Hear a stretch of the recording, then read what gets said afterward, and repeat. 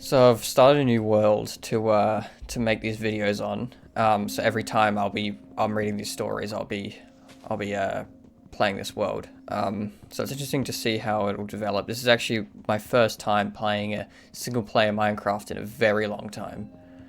So we'll see how it goes. So we're gonna start off here with a classic "Am I the Arsehole?"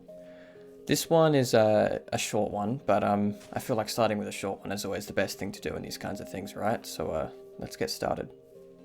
So I have ex-friends, right? And I thought that I was the victim, but I'm starting to think that I wasn't. I'm confused, and I need honest opinions. So we used to make fun of each other, right? But it was always my forehead. We were a trio, by the way, and I was insecure of that. They called me Megamind, blah blah blah, and I explained to them many times that I didn't like that, and anything else was fine except my forehead. So the inevitable comes and we fall out. They are on each other's side and I'm obviously on my own. So I go with my best friend forever, we'll call her Saturn, because space, and they hate Saturn. Why? Simply because she was annoying. She wasn't. And fast forward a lot of arguments, they tell me to off myself, so I leave, right? Because that's not really that great. So I leave for 7 months. Then I come back because my friend said second chance. They didn't know about them telling me to off myself. So I do come back. What happens? Another argument. But I stay in contact with them, still talking about my forehead. So eventually I'm like, stop, I told you I don't like it and you still do it. And they go with the fact that I insult them as a joke, blah blah, and I say something along the lines of, I said not my forehead, but you still do. I told them you can insult me, but not my forehead, blah blah blah. And I'm genuinely curious if I am the a-hole. Honest opinions. I'm a girl, by the way. So honestly, this whole situation is just sort of a classic friend group mix-up, because I definitely think that this person is not the arsehole. And I don't think anyone really is the arsehole, in my opinion. I think they're all just kind of splitting up because their personalities don't mix. Like, I think her friends are more in the wrong than she is, definitely, because they're, you know, she told them to stop making fun of her forehead and they still do, but that's just kind of a case of classic banter, and they probably thought it was still okay to make fun of the forehead, but, you know, it obviously wasn't because she didn't like that. And she mentions a lot of arguments that she doesn't talk about in this post, so obviously we don't have the full picture of what actually went down, but I definitely think that this person is not the arsehole. She's just confused. Like, she literally says that at the start of the post. So yeah, I think we should just move on to the next one, because yeah. Okay, so we got a new one here.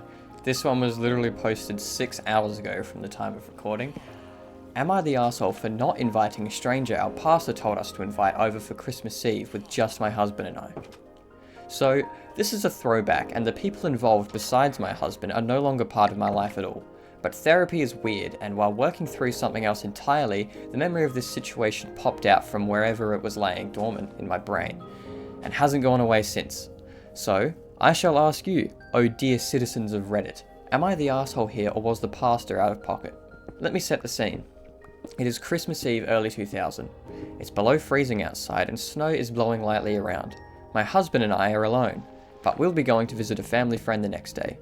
We used to have our celebration on Christmas Eve, just us, then go to the big family event the next day. There was a guy our pastor was helping out, around 20 years old. My spouse and I were early 20s as well. The only thing the pastor knew for certain about us was that we didn't have kids, and we didn't have plans for Christmas Eve that involved other people. Or maybe he didn't know the second part, and just assumed. Unclear. Anyway, Hubs and I went out for our annual Chinese food meal and to hang out looking at Christmas lights, then planned to watch a movie or something at home. While out at dinner, husband got a call from our pastor telling him that he'd sent the guy we didn't know, we'll call him Brian, to our house because we weren't doing anything and thought we should be kind and share our Christmas Eve with the man. Let me be so clear that this was never discussed prior. Well, he sent the guy to our house on a dang bicycle in freezing temperatures and was irate when we didn't I'm sorry, this is kind of stupid. Freezing temperatures and was irate when we didn't have food to go visit with Brian. We were lectured about Christian love and how we were not being good Christians by not inviting Brian along. What? So, we eventually go home. Brian is on our couch. Presumably he was just told to go in. We lived way out in the country, so the doors weren't locked. I'm shaking with anger. I said goodnight and went to bed because I was not dealing with a relative stranger when my little introverted heart had been promised one night of peace out of the week of chaos. All of this was reported back to the pastor by Brian, who was so hurt and put out by us not being there when he arrived. I thought nothing of it, honestly, until months later.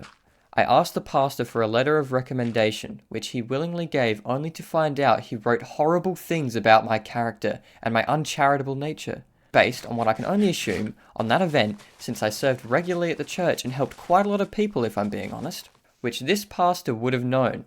So, am I the asshole? Okay, this is a big one. She's definitely not the asshole. I just find this whole situation hilarious. Like, literally, the pastor was just like, yo, this guy's a bit of a sad sack. I'm just going to send him to your house because you guys aren't doing anything right. Like, who does that?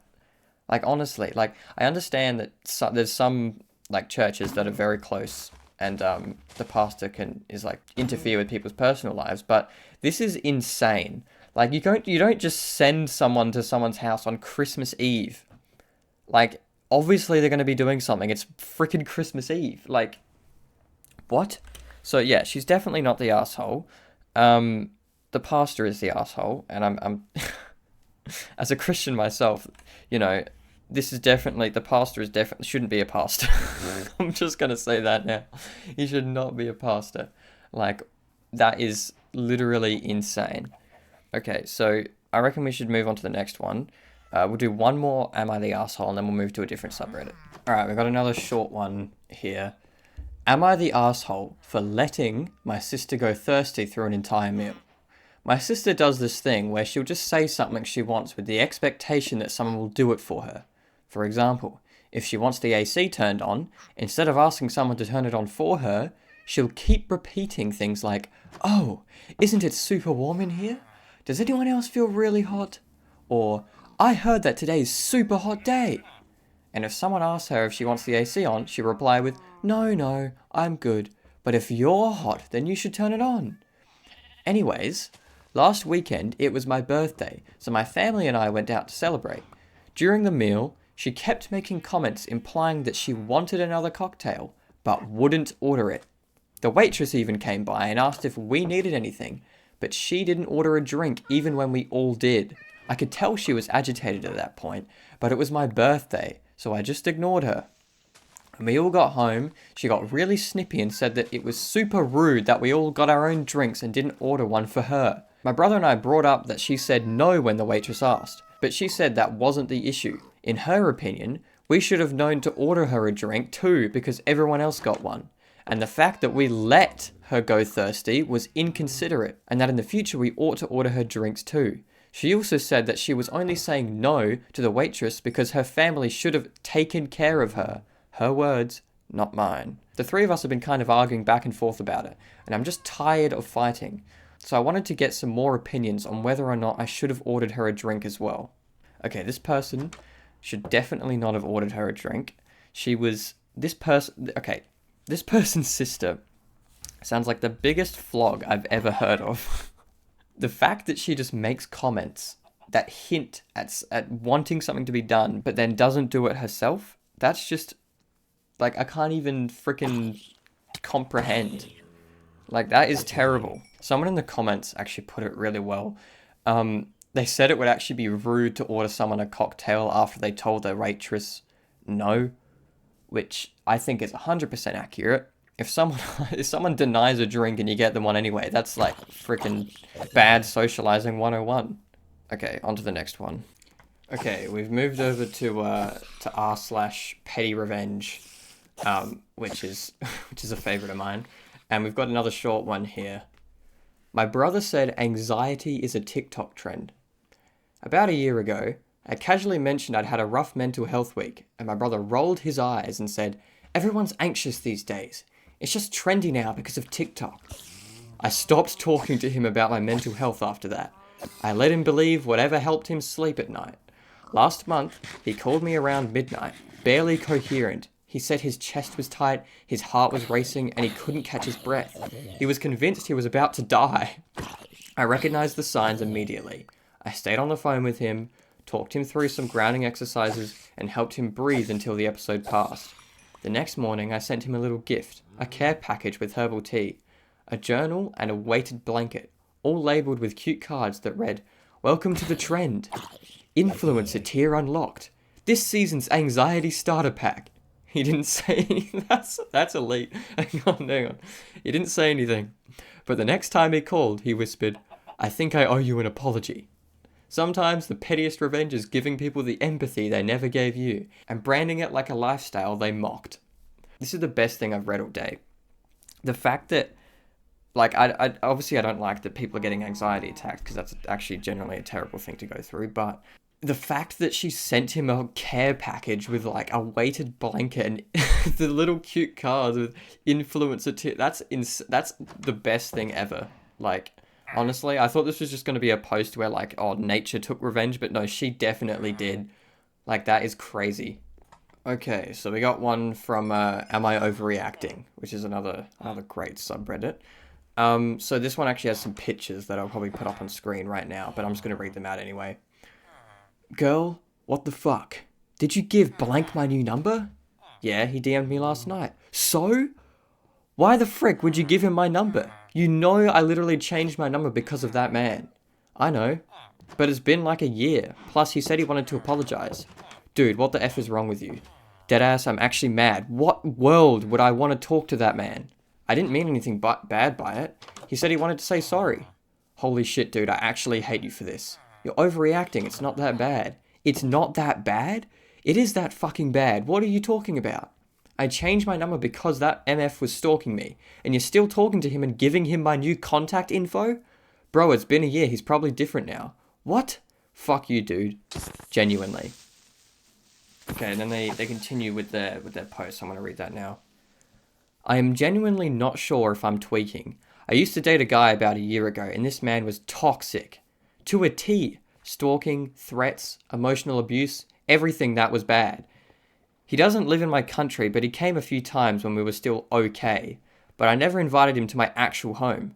We always went to Airbnbs because even when things were okay, I didn't want him to have my home address. When everything started going downhill, he genuinely stalked my address with all the info he found out about me. Flew from his country to mine and came to my house. That was deadass one of the scariest times of my life. And I genuinely moved after that. I changed my number, I did everything so he wouldn't come again, but apparently, someone I considered a friend has, for one, been talking, and for two, gave that man my phone number, knowing damn well everything he did last time. I am so unbelievably mad. I thought I finally found peace, and I've been healing over everything, only to go right back to feeling completely unsafe again. But my friend is acting like I'm crazy because it's been a year and he's probably changed. Am I overreacting?"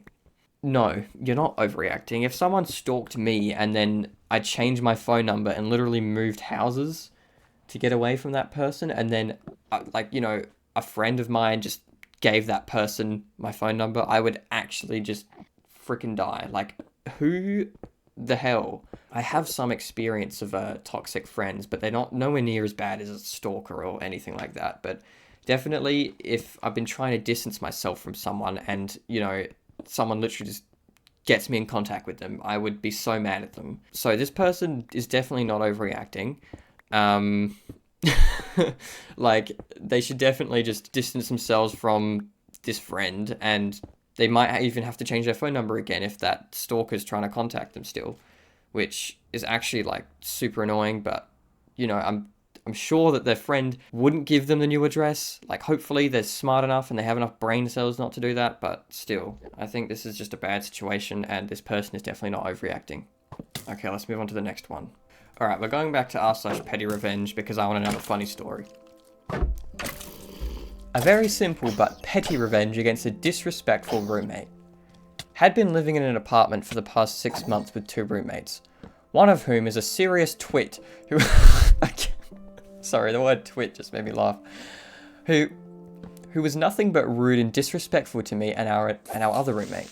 and was even reported to management several times for purposely misusing the air conditioning, as in maliciously purposely turning it down to the point where the system could have frozen up. Earlier today, my mum and I went to the apartment to get the rest of my things moved out.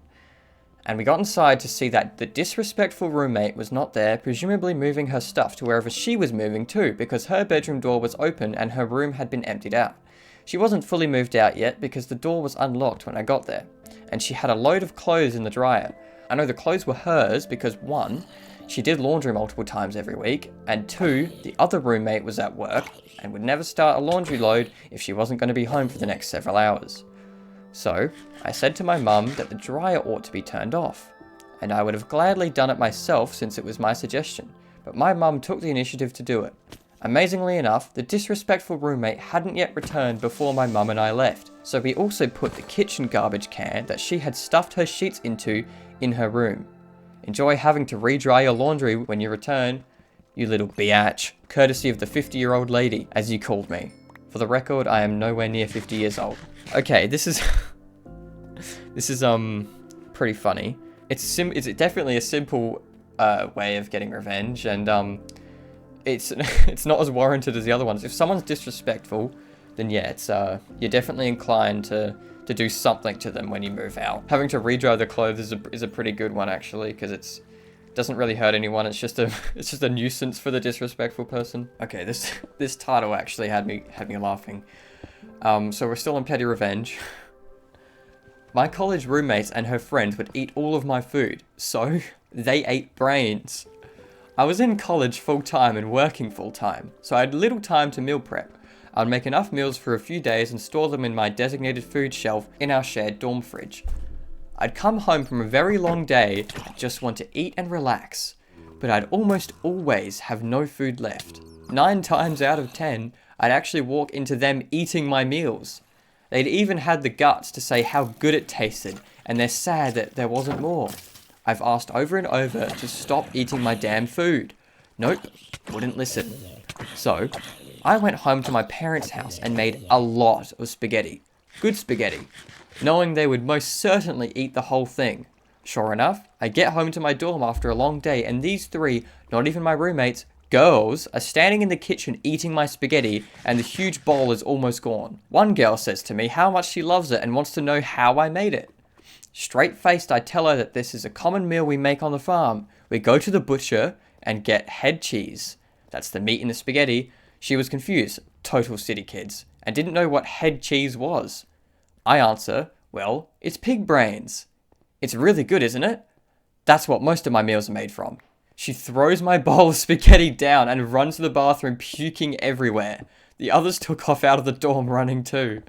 That is how I ended them stealing my food with such sweet petty revenge. Nobody touched my food ever again, nor did they talk to me. Win-win. Also, the meat was not head cheese / brains. It was pork sausage and very lean beef mixed together to resemble cooked pig brains. That's an amazing story. Literally just telling someone that it's pig brains is a surefire way to stop them eating your food. It's probably the best way to, without actually poisoning them or putting laxatives in their food, which is a terrible thing and I would not recommend. But this person also left an edit, so I'm just going to read that. When I say puke everywhere, I mean everywhere. In the bathroom, everywhere in the bathroom and on the carpet just outside. She was already puking by the time that she got into the bathroom and puke painted the bathroom trying to get to the toilet. The fact that she threw up everywhere while running to the toilet, that's kind of a pain for you. I mean, yeah, it's petty revenge, but like, you have to clean up the puke now. Like, that's, I don't think that's worth it in my opinion.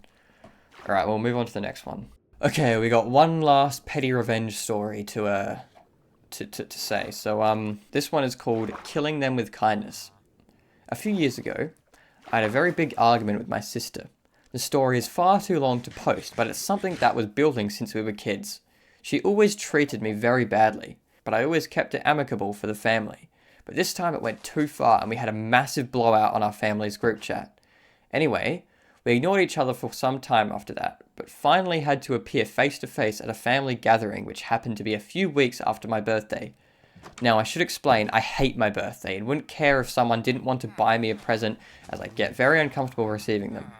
But that birthday, my sister rocks up with a present and a card for me. a small box of cheap chocolates and a card, both with the prices still on them. Chocolates about £2 and the card 25p. Now, if that's all someone can afford to buy, or even all someone wants to spend, I have zero issue with that whatsoever. But the fact she left the prices on and the smirk on her face to let me know it was a deliberate dig. She's the spiteful type, and I just knew. So, her birthday comes around a couple of months later, and I immediately thought about how I should handle it. Could I find a cheaper box of chocolate and a cheaper card to leave the prices on? But then I remembered a quote my mum used to say a lot. Kill them with kindness. So, I went out and bought a moderately expensive and very thoughtful gift that I knew she would love. And I bought the most expensive card I could find, which was about £5. I didn't leave the price on the gift as I thought that was a little over the top. And the thoughtfulness of it was enough. But I did leave the price on the card. That smug smirk on her face when she gave me my present was nowhere to be seen, replaced by sheer shock and embarrassment. We still haven't talked about it years later, but the pettiness definitely stopped. Okay, so her using her mum's quote, kill them with kindness, to get revenge is actually like a genius level play right there.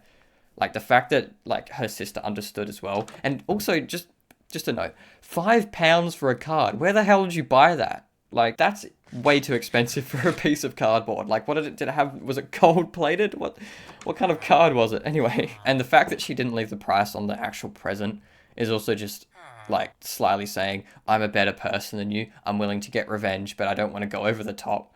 It's actually just like the best revenge ever. Okay, so that'll do it for this video. Just a quick note. I recorded way too much Minecraft for the amount of stories that I told. So I'm actually just the next video I'm just gonna continue with where this video left off in gameplay wise. But yeah, if you want to see more, then just leave some comments in the description in the comments. Yeah, big thanks to Baby Jamie for inspiring me to make this sort of content, and I hope you guys like it. So yeah, see you in the next one.